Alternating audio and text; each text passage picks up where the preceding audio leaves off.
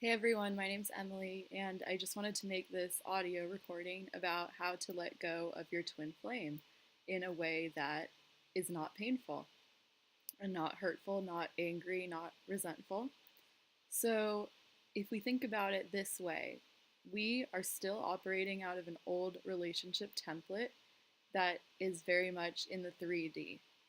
And so, what we see in the physical is what we're guided to believe is what is really going on. But if we think of ourselves, we combine the masculine, physical, and feminine, spiritual energy, we can see that actually with our twin flame, we know that this is a true love connection.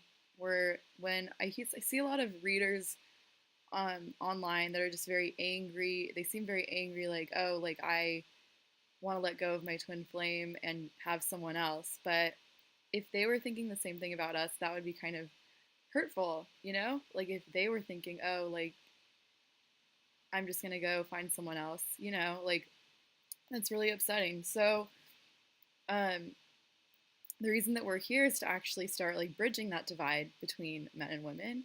And so when we look at it this way, when our twin flame does something to trigger us, they're literally, it's almost like we're these souls that are on this path, and it's like they're actually guiding us back into the right direction. So if we look at it that way, we can see that what they're doing is actually really out of love. So we need to think of it from this perspective. And that can really help us let go of our twin flame without it having to be like a permanent thing. Like we can let go of them and send them away with love. And kind of, you know, like we don't have to have someone right this second. Like we can be patient. We need to learn patience. Like we can wait for our twin flame and we can continue to heal ourselves while they're continuing to heal themselves.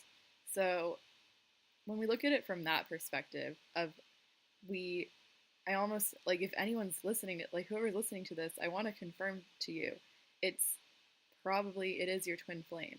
Like if you're attracting this video into your life, what I'm talking about in my own life is definitely a twin flame connection. And if you're still questioning that, that's your ego. That's like your it's not your higher self. It's fear, it's doubt. And you need to clear that out. And you need to clear out any ideas that this isn't meant for you or this person wasn't meant to be your twin flame because when you met them, your soul knew it. And that feeling can't go away. That feeling won't go away because this is your person. Like we were designed to be created together. God designed heaven on earth, a man and a woman to be together, or a masculine and a feminine. It doesn't have to be a man and a woman. Um, it could be the same gender, just the energies, complementary energies to each other. And that's how we're supposed to coexist peacefully in this new earth, this heaven, is when we come into balance. So if we are not with our twin flame, it's not because we've ascended past them. It's because there's still something imbalanced in us that we need to heal. So don't be, you know, tempted to think, oh, I'm done healing, or like I've ascended so high. Like that's another ego trip. I'm sorry to say. Um, you're still healing. And I just know this because I'm speaking for myself. I've never actually had that train of thought where like I've ascended so much higher than my twin because I've just always had a lot of respect for him wherever he's been, even like however he's treated me.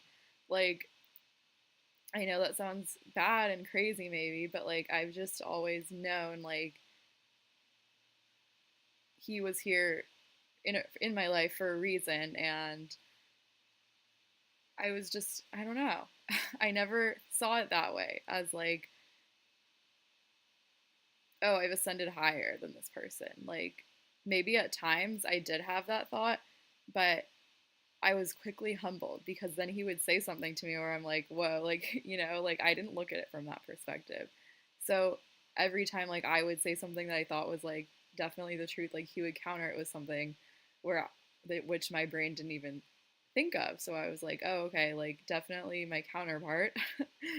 Like we make each other think. It's really cool. Anyway, um, if this new earth is designed for us, which it is, which we are ascending to, it's a place of where your dream, your wildest dream, can come true. And that means you don't have to put away your dream about your twin flame. Like that desire is there. That desire was put in you for a reason because it's meant to be. Have you ever felt this way about anyone else or any other relationship? I definitely haven't. Like, I always, for some reason, knew it just wasn't meant to be with other boyfriends I've had. So, when we can see it that way, like, we can literally have that really positive future and knowing of having that positive future in mind, not being, not thinking it's all unknown, actually, like, creating that, manifesting that reality for yourself, knowing that it is there, but also using your discernment to say, look, like, it's just not the right time for us to be together. Like, we both have some more growing up to do and maturing to do before we can actually have a harmonious relationship together. So, when you can see it from that perspective, I think it makes it a lot easier to let the person go and still hold them with love in your heart.